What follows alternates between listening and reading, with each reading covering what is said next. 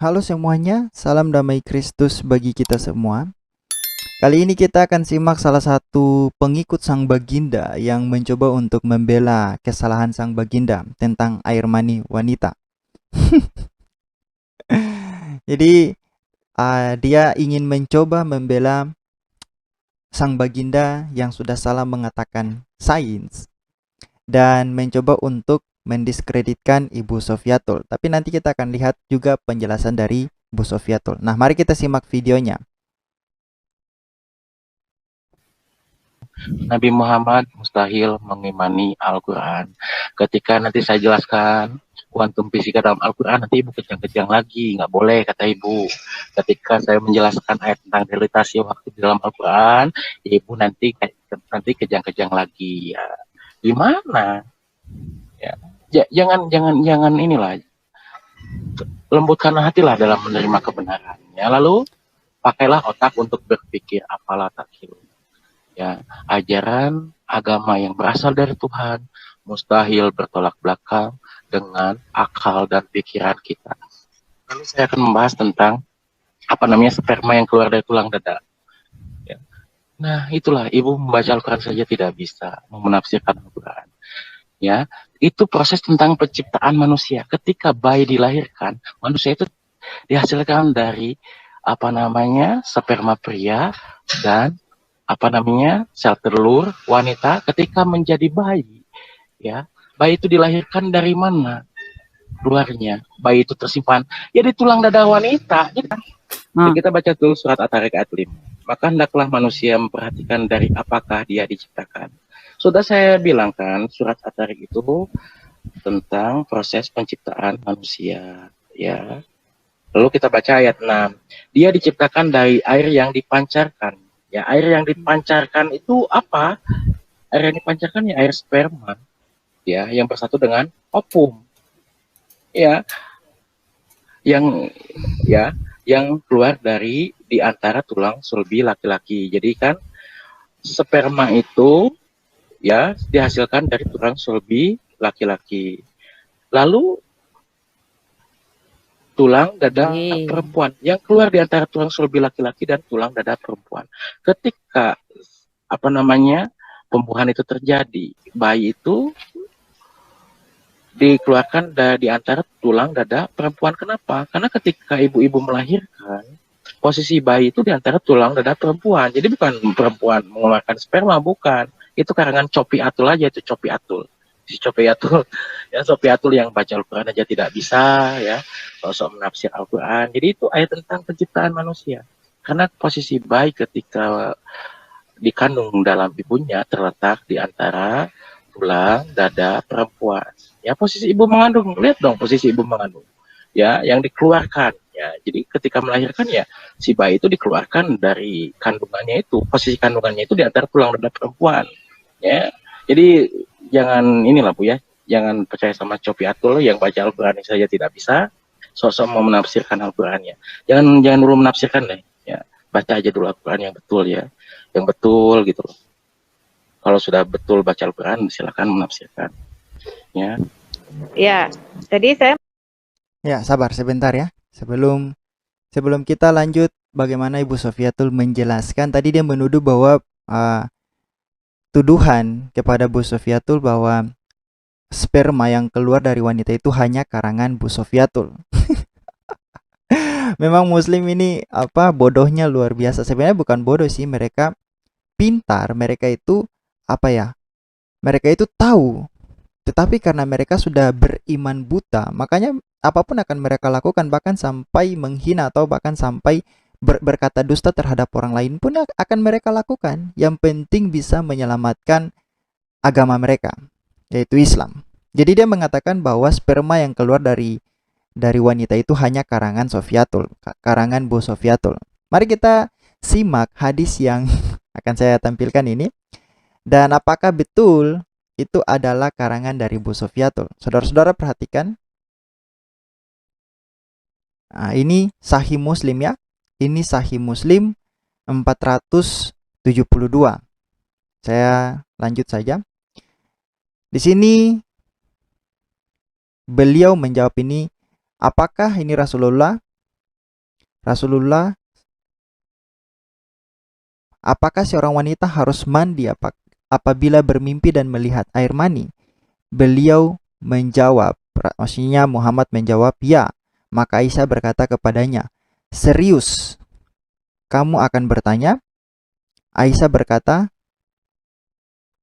maka Rasulullah bersabda, biarkanlah dia bertanya. Tidaklah kemiripan gen terjadi melainkan dari sisi tersebut. Apabila air mani wanita tersebut mengalahkan air mani suaminya, maka anaknya mirip dengan garis keturunan ibunya. Nah, itu sains menurut Muslim. Itu yang pertama ya, di Sahih Muslim 472. Jadi, apakah air mani wanita itu adalah karangan Bu Sofyatul? Tidak, itu adalah pernyataan dari sang baginda dalam hadis sahih. Nah, kita lanjut lagi kepada Sahih Muslim 473. Sahih Muslim 473, sebentar saya lihat. Ini, ada ini. Seperti yang tadi dikatakan, air mani seorang laki-laki berwarna putih dan air mani seorang wanita berwarna kuning. Aduh, kayaknya Bu Sofyatul yang menulis hadis ini kah? Sampai-sampai Muslim sendiri tidak mau mengakui bahwa ini adalah perkataan nabinya, malah menuduh Bu Sofyatul yang mengarang. Jika keduanya menyatu, lalu air mani si lelaki lebih dominan atas air mani wanita, maka janin itu akan berkelamin laki-laki dengan izin Allah. Namun jika air mani wanita lebih dominan atas air mani si lelaki, maka janin itu akan berkelamin wanita dengan izin Allah. Nah, kita lanjut lagi. Masih ada di Musnad Ahmad 11.775. Kayaknya ini bukan hadisnya Muslim kah Pak ya, hadisnya milik orang Islam, tapi ini hadisnya Ibu Sofyatul. Karena si Wanway itu menuduh bahwa Bu Sofyatul yang mengarang bahwa air sperma itu keluar dari wanita. Ya, air mani laki-laki putih kental dan air mani wanita kuning dan tidak kental. Siapa yang mendahulinya, maka anak akan menyerupainya. Jadi saudara-saudara perhatikan, dia menuduh Bu Sofyatul yang mengarang. Tapi kita sudah lihat dalam hadisnya bahwa itu adalah perkataan Muhammad sendiri, perkataan sang baginda sendiri. Nah, supaya kita tahu bersama-sama, kita lihat air mani itu apa. Ini air mani. Air mani adalah cairan berwarna putih yang keluar dari penis saat ejakulasi. Apakah keluar dari perempuan? Tidak, keluar dari laki-laki. Nah, ini dari linknya Kementerian Kesehatan ya, Republik Indonesia. Ada yang bertanya, air mani perempuan apa bisa hamil? Salam dok, mau nanya air mani perempuan bisa hamil enggak? Lalu apa yang dijawab oleh dokternya? Dokter Vina Liliana. Selamat malam A. Wanita tidak memiliki air mani. Oh tapi maaf dok, kayaknya dokter salah. Karena menurut sang baginda bahwa wanita itu memiliki air mani. Dan air maninya wanita itu kuning dan tidak kental. Kayaknya ini yang menulis yang ada di link ini, Kementerian Kesehatan ini kayaknya mereka salah. Yang benar itu adalah sang baginda.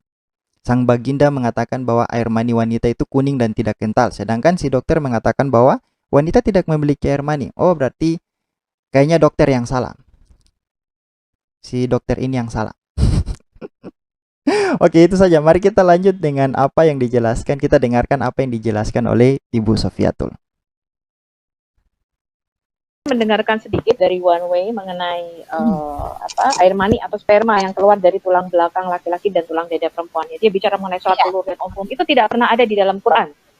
Ya, jadi kalau jelas kita melihat dari tafsir ya bahwa Muhammad itu berpikir bahwa wanita juga mengeluarkan air mani yang keluar dari atar raib itu dari tulang dadanya ya. Dan di dalam hadis Muhammad mengatakan air mani laki-laki itu putih dan kental dan air mani wanita itu kuning dan encer.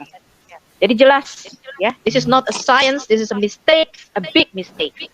Nggak usah pakai profesor, pakai kata nabimu saja. Jadi apa yang dikatakan di dalam tafsir, di dalam hadis Muhammad jelas mengatakan wanita mempunyai mani yang berwarna kuning dan encer, dan siapa yang mendahulunya maka bayinya akan menjadi seperti itu. Jadi jelas di dalam in the mindset of Muhammad, dia tidak pernah berpikir mengenai soal telur, ya, dia nggak pernah berpikir mengenai hal seperti itu, Bu. Jadi nggak benar itu, ya. Kita harus back to Quran and back to hadis, ya. Nah, kemudian kalau kita bicara science, ya, itu bukanlah ukuran daripada buku itu berasal dari Tuhan.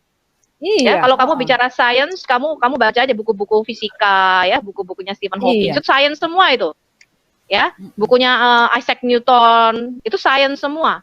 Bukan berarti buku-buku science ini menandakan buku itu berasal dari Tuhan. Ya, saya sudah berkali-kali mengatakan, dan ini orang Kristen harusnya belajar, suatu sign, tanda, suatu kitab itu berasal dari Tuhan, satu tandanya, yaitu nubuatan yang digenapi, fulfilled prophecy. Jadi kalau orang Kristen ditanya dari mana kita tahu Alkitab ini firman Tuhan, jawabannya satu, fulfilled prophecies. Ya, ada 4 kriteria suatu kitab itu dikatakan buku dari Tuhan. Yang pertama adalah nubuatan yang digenapi. Quran mempunyai 0 nubuatan. Ingat-ingat nih ya teman-teman, ya. Quran tidak mempunyai nubuatan sama sekali. Ya, jadi kalau orang Kristen ditanya apakah buktinya Alkitab firman Tuhan, gampang, ada 4. Nubuatannya digenapi, saksi-saksi mata, bukti-bukti fakta sejarah tidak boleh bertentangan atau kontradiksi dengan sejarah. Yang keempat dibuktikan dengan arkeologi. Kalau Anda nggak bisa ingat 4-4-nya ini, Anda cukup ingat satu, nubuatan yang digenapi. Nubuatan itu ciri khasnya Alkitab, teman-teman. Nggak ada kitab lain itu pakai nubuatan, tuh nggak ada, apalagi digenapi. Di dalam Alkitab kita itu ada 8.362 profesis nubuatan. 350-nya tentang kedatangan Mesias. Makanya di Galatia 4 ayat 4 dikatakan in the fullness of time, pada waktu yang genap, setelah genap waktunya, maka Allah mengutus anaknya, genap waktunya, in the fullness of time. Di Galatia 4 ayat 4 itu artinya setelah semua nubuatan itu diberikan. Dari mulai Kejadian 3 ayat 15, kabar baik atau Injil yang pertama, sampai kitab Maleakhi, itu nubuatan mengenai Mesias. Di mana dia lahir. Kapan waktunya dia lahir ada di kitab Daniel. Ya, Anda baca kitab Daniel 7. Ya, bagaimana Mesias itu akan mati, Anda baca di kitab Mazmur, di kitab Yesaya.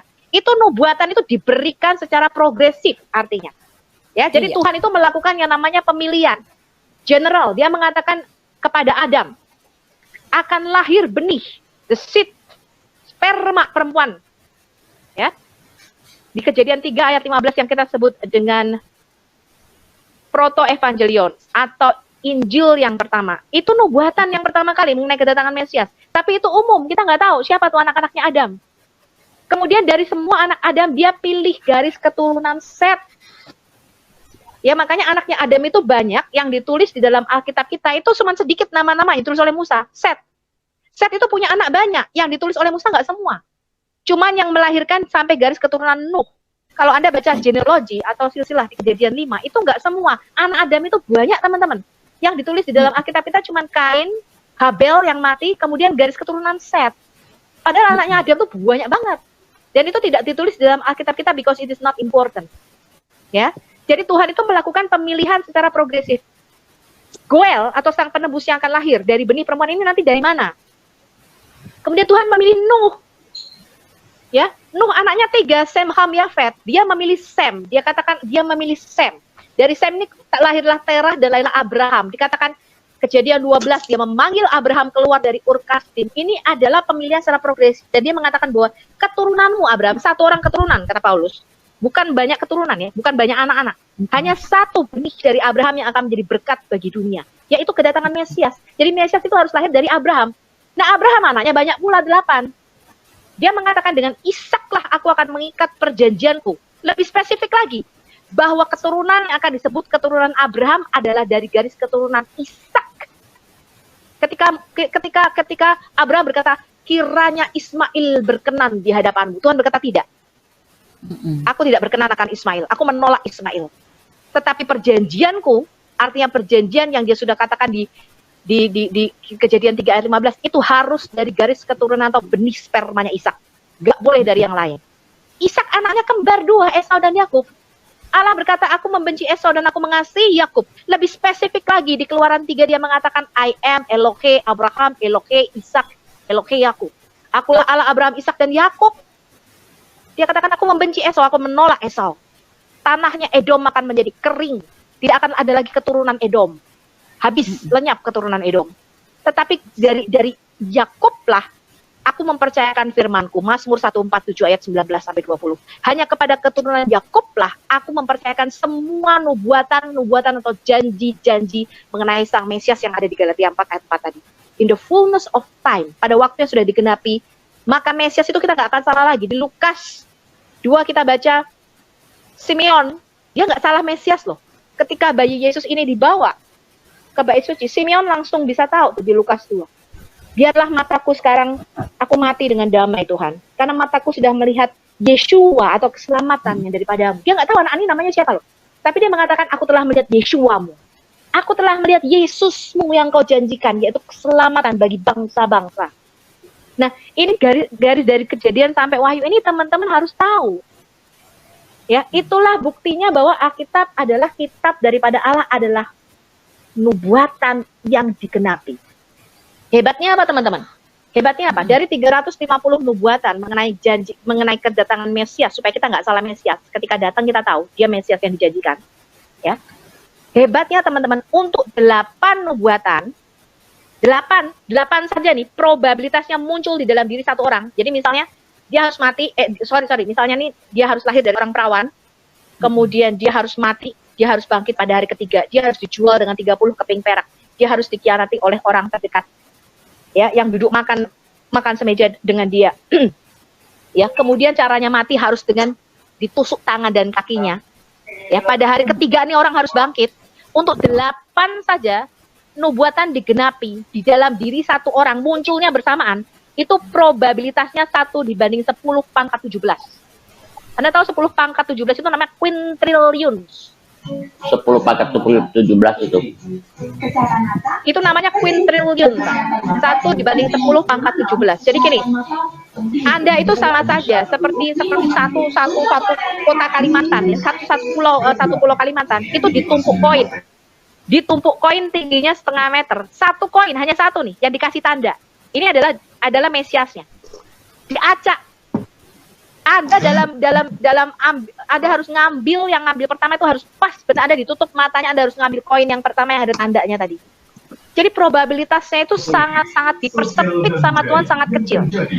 Untuk 40 nubuatan digenapi di dalam diri satu orang, itu probabilitasnya 1/10 pangkat 157. Artinya apa? Kalau Yesus menggenapi berapa teman-teman? 350 lebih nubuatan. Persis. Probabilitasnya itu mustahil tanpa campur tangan Tuhan. Nah, ini yang teman-teman harus ngerti nih. Gitu loh. Ya, ini Anda bisa baca di dalam bukunya J. Berton Payne dengan Dr. Peter Stoner, judulnya Science Speak. Ilmu pengetahuan bicara. Bagaimana caranya kita menghitung nubuatan. Nubuatan di dalam Alkitab kita itu amazing, teman-teman. Contohnya nubuatan mengenai keruntuhan Babylon. Nubuatan mengenai Kores Agung atau Raja Kores itu 150 tahun sebelum Kores itu lahir sudah dinubuatkan di dalam kitab Yesaya. Nubuatan mengenai kembalinya bangsa Israel itu sudah dinubuatkan di dalam Alkitab kita. Dan semuanya digenapi. Kenapa? Karena Tuhan bicara di Yesaya 46 ayat 9-10. Ini mestinya menjadi ayat hafalan orang Kristen. Yesaya 46 ayat 9-10. Tuhan mengatakan, I declare the end from the beginning. Jadi Tuhan ngomong ini, tandanya kalau seorang nabi menerima firman daripadaku, ya, Tuhan mengatakan, aku sudah ngomong duluan sebelum hal itu terjadi. Dia sudah kasih nubuatan dulu. Sebelum hal itu terjadi, kata Tuhan, aku udah bicara dulu. Supaya ketika hal itu terjadi, kata Tuhan, kamu tahu bahwa bukan Allah asing yang mengatakannya, melainkan aku sendiri. Jadi Tuhan itu kalau berbicara in a prophecy, bukan dalam puisi. Ya, kalau kita lihat Quran itu berupa sajak yang panjang mereka sebut surat-surat makiyah. Surat-surat madaniyah. Sajak yang pendek disebut surat-surat makiyah. Ya. Tuhan itu tidak berbicara in a poetry, dia tidak berbicara dalam bentuk puisi atau saja. Tuhan itu bicara dalam bentuk perumpamaan atau tipologi, dia bicara in a prophecy dalam nubuatan. Itu tandanya suatu kitab firman-Nya Tuhan, teman-teman. Ya, sampai di sini saya komentari, Bukti, nanti kalau ada yang mau tanya lagi. Karena kan Allah itu kan dia tidak dibatasi ruang dan waktu. Jadi dia tahu apa yang akan terjadi terdepan Ya ketika ada di depan itu dia ada di situ, ya di belakang dia ada di belakang, di samping dia ada di samping gitu. Jadi dia bisa, Betul, dia itu satu-satunya ciri khas Tuhan itu dia harus bernubuat karena dia bisa melihat ke depan karena dia juga akan Ya. ada di depan gitu. Nah ini Jadi masalahnya tadi Tuhan- saya lupa, saya lupa. Sebentar. Saya lupa Satu lagi, ini, Buti. bahas ini Tuhan tadi, apa. Tuhan Iya. di dalam Yesaya 57 ayat 15 dia mengatakan dia itu tinggal di tempat tinggi dan in eternity, di dalam Iya, kekekalan. itu dia. Kekekalan itu artinya Tuhan itu berada di luar dimensi ruang dan waktu. Dia bisa Iya. melihat masa depan, nggak seperti kita cara ngeliat masa depan. Jadi Tuhan itu satu-satunya yang bisa melihat masa depan. Makanya Yesus mengatakan Yesus mengatakan di kitab Wahyu, akulah dia yang sudah ada, artinya di masa lalu, yang ada sekarang dan yang akan datang. Artinya dia itu berada, dia tuh beyond time and space. Dia tuh tidak dibatasi ruang dan waktu. Dia tidak dibatasi dimensi. Ya, ketika tadi One Way mengatakan tidak mungkin Allah itu dibatasi ruang dan waktu, jelas Yesus sekarang kembali di dalam keilahiannya. Yesus mengatakan di dalam kitab Wahyu, akulah dia yang sudah ada, yang ada dan yang akan datang. Ketika dia nusul jadi manusia, memang dia merendahkan dirinya masuk di dalam dimensi yang lebih rendah. Ya, ini yang tidak diketahui oleh orang Muslim. Ya, karena mereka kehilangan kitab Taurat, kitab Zabur, dan kitab para nabi. Kalau Anda kehilangan kitab Tanakh atau perjanjian lama, Anda tidak akan bisa melihat garis keselamatan Tuhan buat kita secara utuh. Anda nggak bisa melihat itu. Kenapa? Kitabnya hilang. Anda nggak punya itu. Ya, selama Anda tidak mengakui kitab Tanakh, Taurat, Zabur, Iya, nggak bisa Taurat, berbuat Zabur, apa-apa. kitab para nabi, nggak bisa ngapa-ngapain kalian. Nggak bisa Nggak ngapa-ngapain, ngerti apa-apa. nggak bisa dibuktikan. Ya. Ya, buktinya sejarah Isa diberikan kitab Injil itu kan tidak ada di kitab Injil ya. Bagaimana mereka bisa membuktikan ya kan? Isa diberi kitab Injil, Isa bicara dalam ayunan, Isa di pohon korma. Di mana ceritanya itu? Di mana peristiwanya? Di mana sejarahnya? Kitab Injil palsu ya, Bu ya. Kidir ya kan, Kidir yang tidak ada di Alkitab, segala Kidir, segala Su'aib itu kan di mana? Mereka nggak bisa buktikan. Karena karena mereka hanya mengambil referensi. Saya bersyukur ada komentar yang mengatakan ada ya beberapa yang murtad karena Yesus dikatakan Isa dilahirkan di bawah pohon kurma. Ya, itu luar biasa teman-teman. Anda harus menggunakan akal. Ya, kita beriman tidak bisa tidak menggunakan akal. Ya, sperma keluar dari tulang belakang, dari tulang gajah. What? Ya, Anda harus pakai akal teman-teman. Apakah itu Tuhan? Ya, Anda harus pakai akal Anda. Ya, untuk beriman itu tidak bisa beriman buta. Anda harus ngecek. Anda harus melihat, benarkah Alkitab yang Anda percayai itu adalah firman Allah yang sejati. Ya. Iya, tadi Pak One Way sebentar. Pak One Way tadi memaksakan dia punya konsep nabi itu Tuhan itu tidak mungkin diberikan satu kitab katanya. Tuhan itu tidak mungkin diberikan satu kitab katanya. Yang diberikan satu kitab itu nabi. Ya makanya Yesus itu nabi. Lalu saya bilang di mana konsepnya yang bilang Tuhan dapat kitab dari itu gedebuk dari langit. Itu konsep kamu, jangan samakan ke saya. Iya, tapi dia memaksakan harus katanya seperti itu. Oh, makanya satu lagi saya komentari. Tadi dia mengatakan tidak mungkin Tuhan mengutus Tuhan. Alkitab tidak pernah mengatakan Tuhan mengutus Tuhan. Alkitab mengatakan Yesaya 48 ayat 16. Tuhan mengutus firman-Nya. Ya, itu jelas.